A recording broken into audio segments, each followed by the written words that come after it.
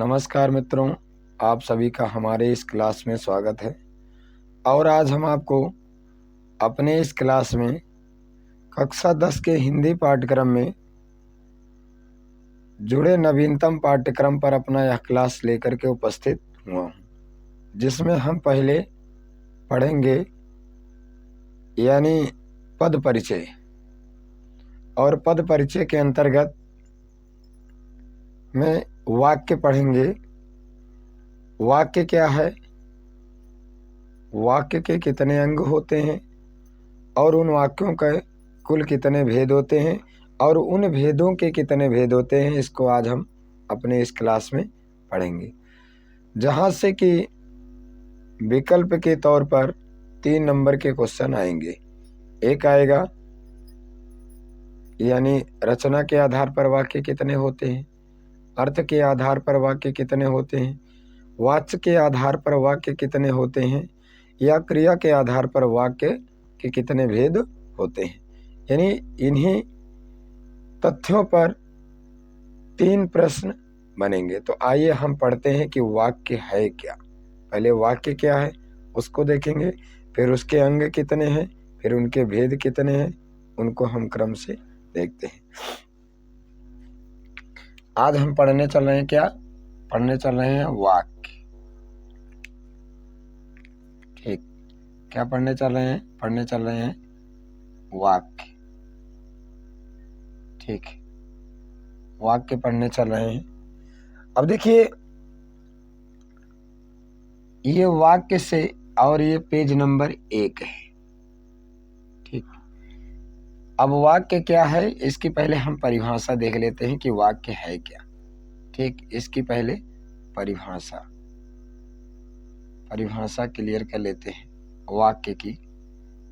और यहाँ से हाई स्कूल के पाठ्यक्रम में इस वर्ष 2024 की बोर्ड परीक्षा में 3 अंक के क्वेश्चन आएंगे। देखिए परिभाषा क्या है, निश्चित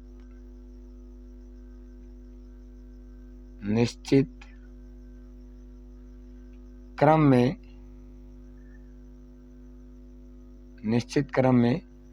व्यवस्थित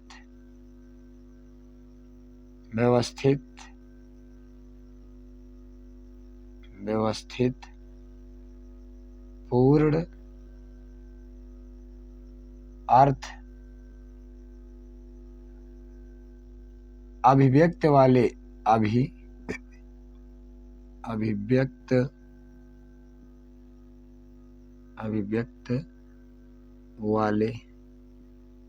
अभिव्यक्त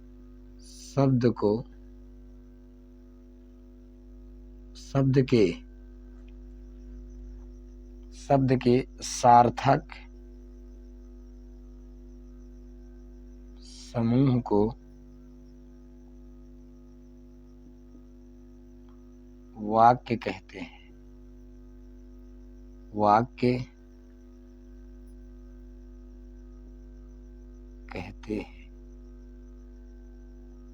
ठीक, अब देखिए इसकी परिभाषा क्या है वाक्य की, निश्चित क्रम में व्यवस्थित पूर्ण अर्थ। ठीक है ना, व्यवस्थित पूर्ण अर्थ अभिव्यक्ति वाले शब्द के सार्थक समूह को वाक्य कहते हैं।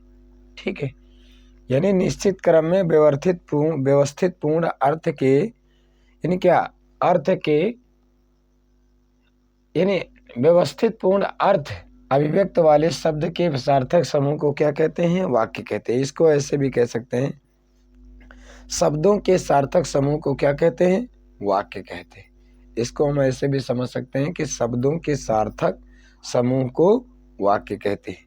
यानी ऐसे शब्द जो अपने सार्थक समूह से यानी शुद्ध अर्थ को व्यक्त करें, उसी को क्या कहते हैं, वाक्य कहते हैं। ठीक, अब देखिए जैसे देख लेते हैं, जैसे हम यहाँ पर देख लेते हैं।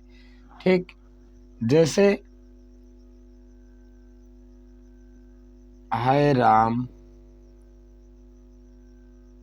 ठीक, या इसको ऐसे कर लीजिए, है खेलता राम। ठीक, यानी है खेलता राम। ये गलत है। ठीक, अब इसका शुद्ध रूप क्या होगा? राम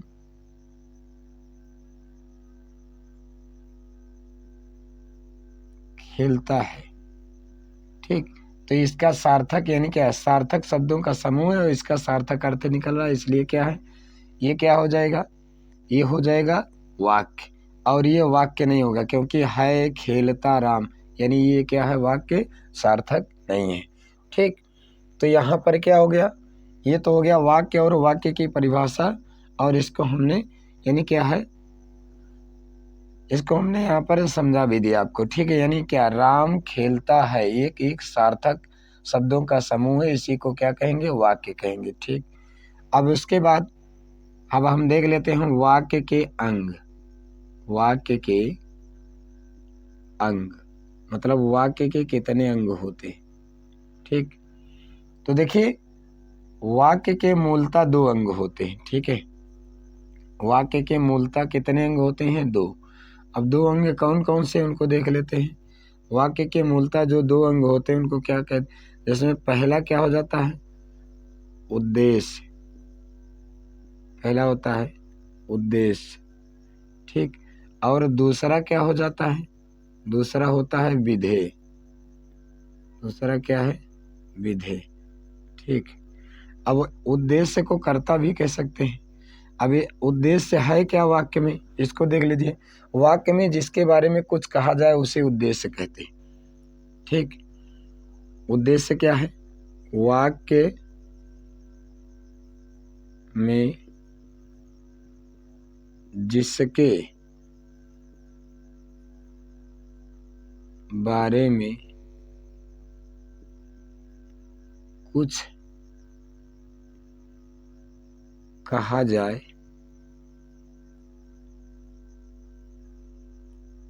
उसे उद्देश्य कहते हैं। उसे क्या कहते हैं? उसे उद्देश्य कहते हैं। जैसे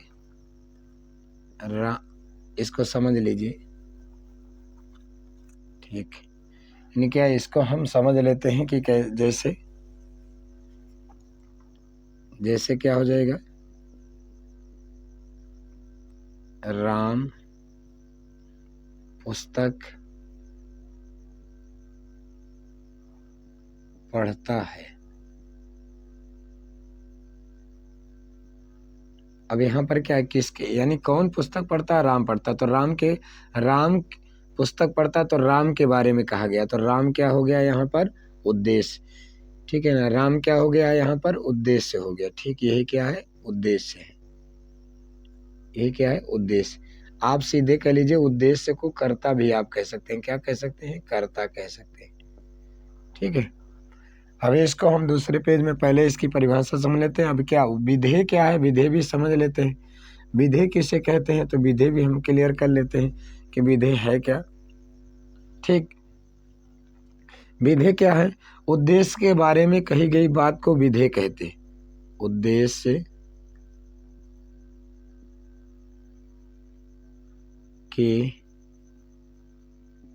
बारे में कही गई बात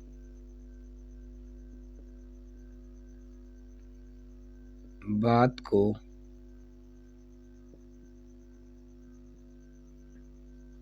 विधेय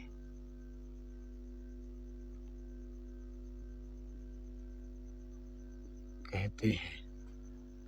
उद्देश्य के बारे में कही गई बात को क्या कहते हैं? विधेय कहते हैं। ठीक, अब जैसे क्या है? यहाँ पर एक शब्द है क्या? जैसे राम पुस्तक पढ़ता है। अब राम के विषय में कहा कि क्या कहा जा रहा है? पुस्तक पढ़ता है। तो ये क्या हो गया? पुस्तक का पढ़ना क्या हो गया? ये हो जाएगा क्या? विधेय। पुस्तक को पढ़ना क्या हो जाएगा? पुस्तक पढ़ना क्या हो जाएगा? विधेय हो जाएगा। राम क्या हो जाएंगे? ये हो जाएंगे उद्देश्य। ठीक है, ये क्या हो जाएंगे? उद्देश्य। ठीक, अब जैसे एक वाक्य और ले लेते हैं। यहाँ पर हम कुछ वाक्यों को समझ लेते हैं। जैसे राजेश पुस्तक पढ़ता है, बच्चे मैदान में खेलते हैं। ठीक, जैसे एक वाक्य हम और ले लेते हैं यहाँ पर, बच्चे मैदान में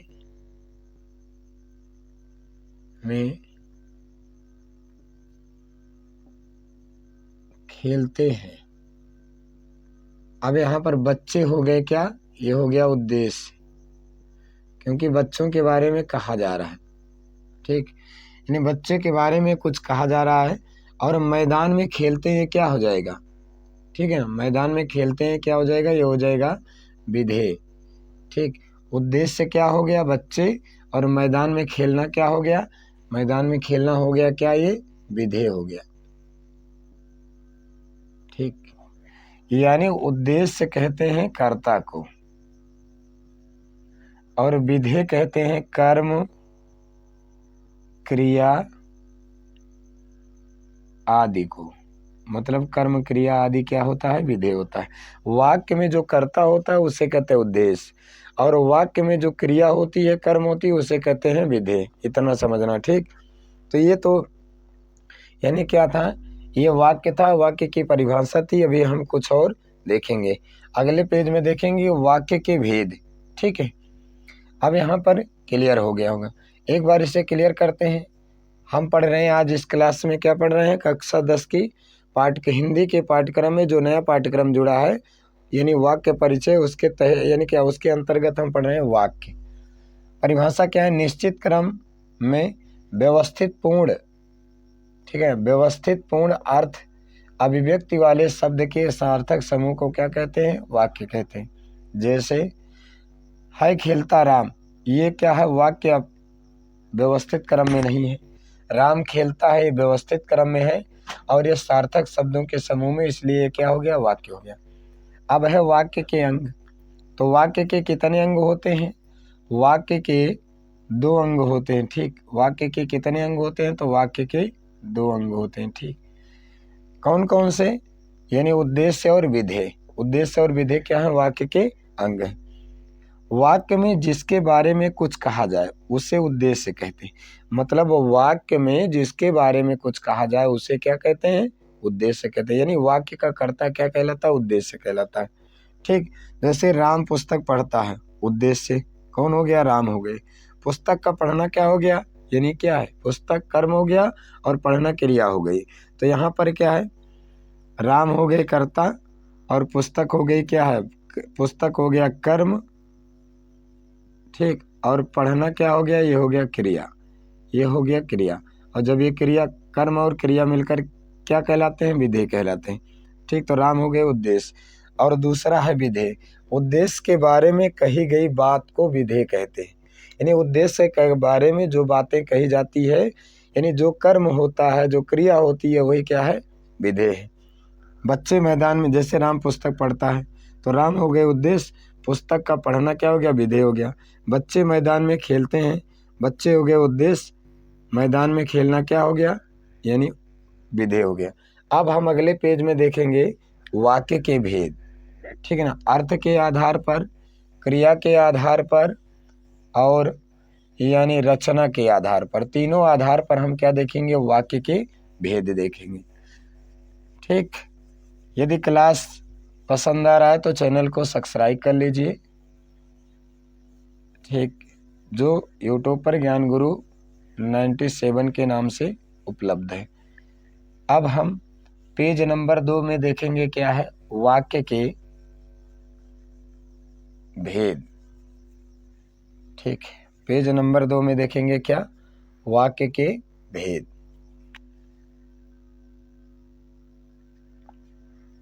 वाक्य के भेद, पेज नंबर 2 पर देख रहे हैं क्या, वाक्य के भेद देख रहे हैं। ठीक, पेज नंबर 2 पर क्या देख रहे हैं, वाक्य के भेद। ठीक, तो देखिए, वाक्य के मूलतः 3 भेद होते हैं, और 3 भेदों के भी भेद होते हैं। उसको हम देखते हैं क्या है, वाक्य के भेद देख रहे हैं, कौन कौन से हैं और किस किस आधार पर हैं, उसको भी हम एक, यानी क्या है, डायग्राम के आधार पर देख लेते हैं। वाक्य के भेद में पहला है ठीक है, अर्थ के आधार पर, या पहले हम देखते हैं, ठीक, पहले हम देख लेते हैं किसके आधार पर, रचना के आधार पर, ठीक है। पहले हम देखते हैं किसके, रचना के आधार पर, रचना के आधार पर, ठीक। उसके बाद दूसरा फिर क्या है, दूसरा उसी में है, यानी अर्थ के आधार पर,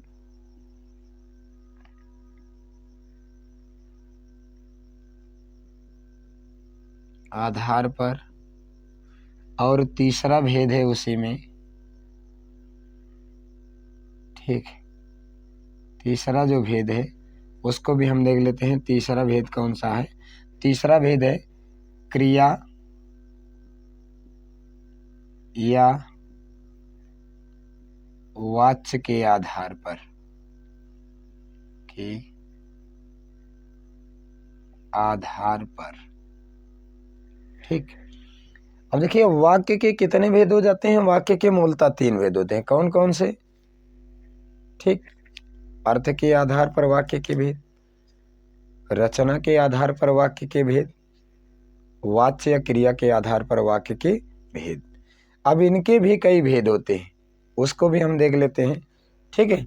यानी इनके अंतर्गत कौन कौन से भेद आते हैं उसको भी हम देखते हैं। जैसे रचना के आधार पर वाक्य के 3 भेद होते हैं, ठीक है ना, रचना के आधार पर वाक्य के 3 भेद होते हैं। यानी रचना के आधार पर वाक्य के कितने भेद होते हैं, 3 भेद होते हैं। कौन कौन से, इसको हम देख लेते हैं, कौन कौन से भेद होते हैं, तो इसको भी देख लेते हैं क्या है, ठीक। जैसे इसमें पहला है, ठीक, पहला क्या है, साधारण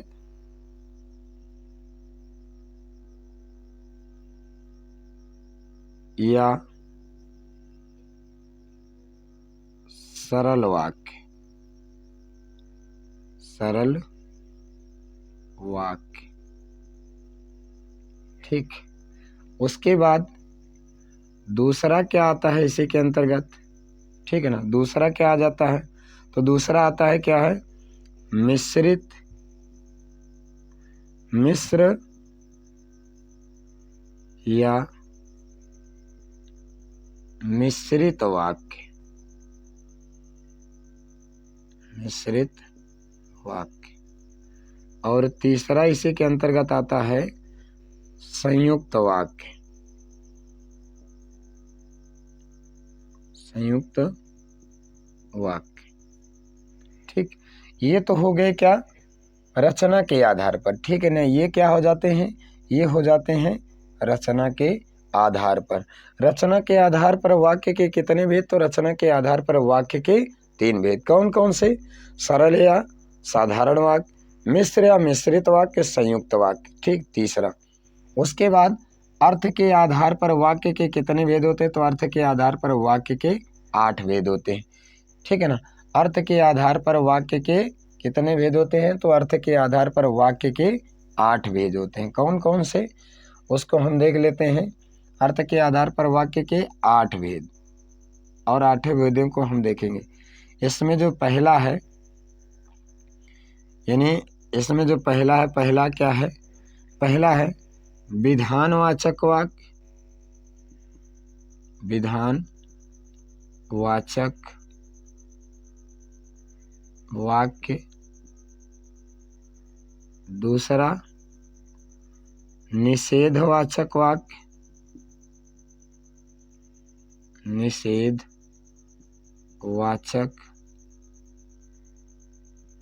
वाक्य। तीसरा इसी के अंतर्गत प्रश्नवाचक वाक्य, प्रश्नवाचक वाक्य। चौथा इसी में आ जाता है आज्ञार्थक, आज्ञार्थक वाक्य। 5वां इसी में आ जाता है विस्मय, विस्मय वाचक वाक्य। 6ठा इसी के अंतर्गत आता है संदेहवाचक वाक्य,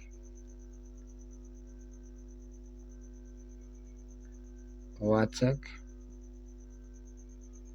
वाक्य। 7वां इसी के अंतर्गत आता है संकेतवाचक वाक्य, वाचक वाक्य। 8वां इसी के अंतर्गत आता है इच्छावाचक वाक्य, इच्छावाचक वाक्य। ठीक, ये तो हो गया क्या, अर्थ के आधार पर वाक्य के भेद। उसके बाद क्रिया के आधार पर वाक्य के कितने भेद होते हैं, तो क्रिया या वाच्य के आधार पर वाक्य के 3 भेद होते हैं। ठीक है, कौन कौन से, इसको भी हम देख लेते हैं। क्रिया के आधार पर वाक्य के कितने भेद होते हैं, तो 3 होते हैं। कौन कौन से, यानी क्या है, क्रिया या वाच्य के आधार पर तो पहला हो जाता है कर्तृवाच्य, कर्तृवाच्य वाक्य। दूसरा हो जाता है कर्मवाच्य वाक्य, कर्मवाच्य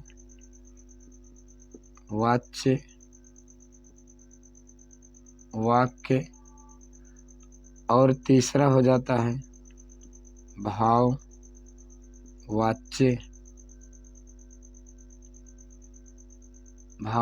वाक्य।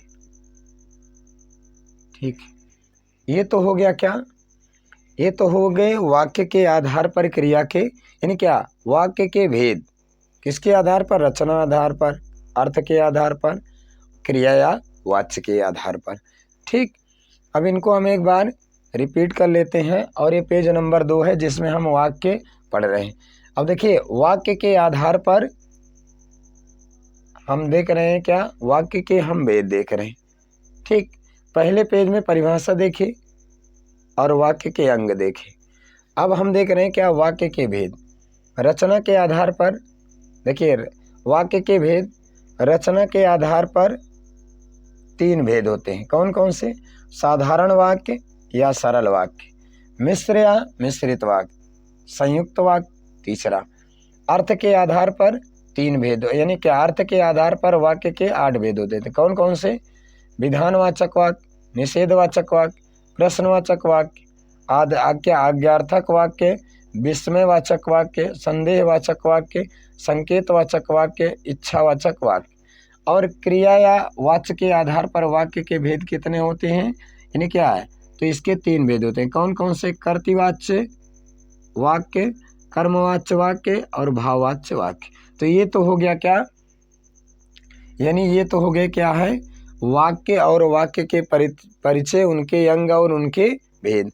अगले हम पेज में देखेंगे क्या है, अब इनके एक एक यानी भेद को और उन भेदों के अंतर्गत आने वाले जो भेद हैं उनके हम यानी परिभाषा और उदाहरण को देखेंगे।